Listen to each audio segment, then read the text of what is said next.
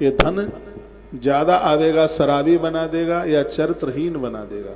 और धन आया और लोग इन दो चीजों से बच गए, सच मानिए वो नर नहीं, वो नारायण है अपने आप में। वो बहुत बंधन करने को लायक है, वो बहुत प्रणाम करने को लायक है। नहीं तो पैसा चल करके आता है तो मटक रहा है। दो चीजों से जोड़ देता है, सुरा और सुंदरी, व्यक्ति चरित्रहीन हो जाता है और व्यक्ति का खान पान बिगड़ जाता है। वही चीज खाना जिन चीजों का भोग भगवान को लगता है, परम सात्विक बने। बच्चों का ध्यान रखिए। आज हमने दोपहर के लाइव टेलीकास्ट में बालकों की, बच्चों की उपयोगिता की कुछ बातें बताई हैं, सुन लो। दिन में बच्चों को भोजन कराते हो तो पूर्व की तरफ उनका मुंह करो, शाम को ने भोजन कराते हो तो पश्चिम की तरफ उनका मुंह करो।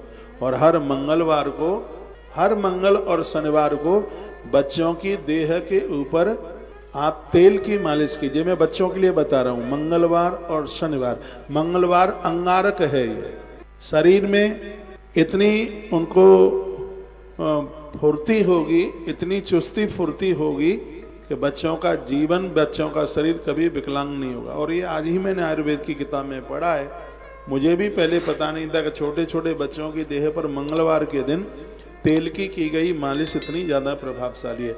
रविवार के दिन इन्हें दूध भात जरूर खिलाइए बच्चों को, छोटे छोटे बच्चों की मैं बात कर रहा हूँ। आयुर्वेद इसमें बहुत ज्यादा आगे। उसमें आज मैंने बड़ी बढ़िया बात पढ़ी। भोर में जब आप बच्चों को जगाते हो तो चिल्लाइए मत। कैसे, क्या करना है? विज्ञान का समय है, विज्ञान का टाइम है।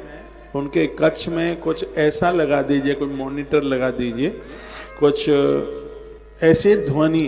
सुबह आपको जितने बजे बच्चों को जगाना है तो कुछ ऐसा कीर्तन लगा दें, उस समय राम जी का कीर्तन लगा दें, श्याम जी का कीर्तन लगा दें, तो बच्चे उस आवाज को सुन करके जब जगेंगे, इससे उनके माथे का बौद्धिक विकास बढ़ेगा। वो बच्चा जागने को जब आप चिल्ला रहे हैं तो इसका असर, खाली सब चीजें घुस जाएंगी खाली माथे। तो हाँ, गाली गलौज नमस्कार के ठीक से गले से लगाकर उनका माथा सूंघ करके, ये छोटे बच्चों की बात मैं बता रहा हूँ। देखिए उन बच्चों का कितना उत्कर्ष होता है, उसके उनके ऊपर इस बात का कितना बड़ा प्रभाव पड़ता है। ये सुबह भोर में जब आप बच्चों को यह जगाते हैं, सुबह का जागना बड़ा प्रभावशाली है। तो मैया यशोदा तो अपने गोपाल को ऐसे ही जगाती है। बच्चों के खान पान का ध्यान रखिएगा, उनको कुछ ऐसी चीजें जो उनके लिए बहुत, आज ही मैंने पढ़ा है, आप इतनी मिर्चें खाते हैं और आप इतना नमक खाते हैं, लेकिन छोटे बच्चों का आहार आप वाला नहीं होना चाहिए। आप तो खूब घी भी पचा लेंगे, लेकिन बच्चे छोटे हैं, उनके आहार में खटाई बहुत कम, उनके आहार में मिर्च बहुत ना के बराबर, उनका आहार तला हुआ नहीं होना चाहिए, उसमें नमक ज्यादा नहीं होना चाहिए। छोटे बच्चों के लिए मिठासता का जरूर ध्यान रखें, मीठे का दूध भी दो, मीठा दो उन्हें। और कितनी अद्भुत मैं बात आपको बोल रहा हूँ, पता नहीं आपको अच्छा लगेगा कि नहीं, आप जाने। बच्चों के आहार में उनके आटे में थोड़ा सा दूध और थोड़ा सा उसमें कुछ बूरा वगैरह डालकर तब आटा गूंथी, फिर आप बनाइए उनकी चपाती।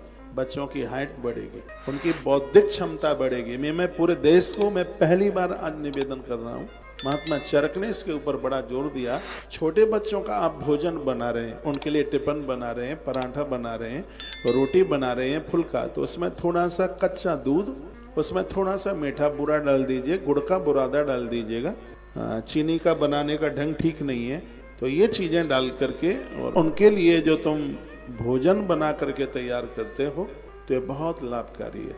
ऐसा पराठा बहुत फायदा करता है। आपका ध्यान मेरी तरफ हो, जब लोई को आप ऐसे दबाते हैं तो थोड़ा उसके ऊपर घी लगाइए।